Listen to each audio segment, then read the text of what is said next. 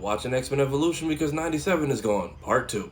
So we start with Sabretooth doing recon on the kids. Spike is trying to do this class assignment where he has to record his daily life, and why this boy tries to film anything in the X-Mansion is beyond me. Sabretooth then jumps Spike, steals his camera, manages to find the footage of Logan's location that he needed, and how he knew exactly to do all of that is just early 2000s writing. Sabretooth pulls up, gets immediately stomped out by the entire X-team, doesn't learn his lesson and tries it again like 5 minutes later, gets KO'd by Rogue, who we get to see become a feral version of herself. And according to them, the solution to this problem was to wipe his mind and just drop him off at the Arctic. Also, if you've ever seen that famous viral clip of Rogue and Kitty dancing, it's from this episode. Next episode, Mystique is up to no good as usual by letting Juggernaut out of jail, and where are the kids, you might ask? They're having an X-Men / Brotherhood battle on a school field trip. I am so serious, listen to what they're fighting about. He stole that first place ribbon. He did not. You want that ribbon so bad? I'll pin it to your forehead, freak. See what I was saying last time, that they can't even argue the way they want to until class is over? And the teacher's solution to all this problem is to send all of them on a race to the top of a mountain. Meanwhile, back at the Institute.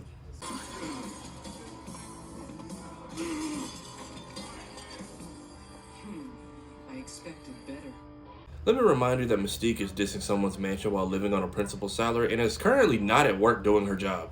Kids get to the top of the mountain, and then Storm just takes all of them away using the Blackbird, which on top of using their powers this episode, they do in front of people. No one says anything, both teams show up to jump Juggernaut, and the day is saved.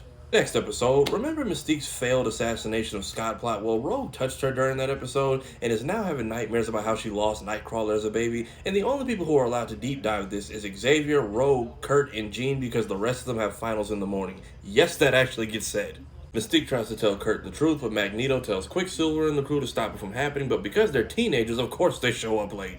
They fight the X-Men, and instead of just waiting till after they're defeated to tell this man the truth, Mystique turns into a bird and just flies off, and honestly, didn't know animals was something she could do.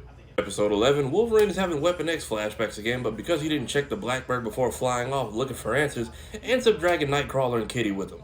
Brief mind control shenanigans. We was Weapon X mutants, my brother with Sabretooth, but the kids snap Logan out of it. Him and Sabretooth duke it out in the lab with this evil scientist. The lab blows up, and of course we know the 2 out of 3 people who survived that explosion. And for the 2-part finale, Magneto hosts the Mutant Hunger Games and forgets to tell half the contestants. Also, in the 90s show, we find out Scott had a deadbeat dad, but in this show, we find out he's got a long-lost younger brother, who gets reached out to by Magneto, and I'm trying to figure out how him and Mystique keep getting the same mutant info as Charles without Cerebro. After all the 1v1s, the winners get taken to Asteroid M, although some of the matchups made no sense because why on earth would you send Mystique of all people to fight Storm? This is my home, and you are not welcome here. Like, how else did you expect that to go? And not even using her powers, Auntie O with the right hook for the win. Magneto basically creates this almighty mutant air fryer that enhances people's mutations and started turning people into roided out versions of themselves. But Mystique, being the petty loser she is, crashes the party with the X-Men and basically trashes the place. I will give credit where it's due though. X-Men Evolution definitely did it first. X-Men 97, however, definitely did it better. And that's a wrap on season 1. I've honestly really enjoyed revisiting the series. Outside of like 1 2-part episode next season, this basically caps what I remember of this show, so everything else from here on out is going to be basically a fresh experience. Also, I really like seeing Logan in the mentor role in this series when it comes to the kids, versus in competition with Scott for the same woman. And this show being my first X-Men cartoon is probably why that love triangle was weird to me every time I saw it. 3 more seasons of this show to binge through, which means 6 more videos of this fashion.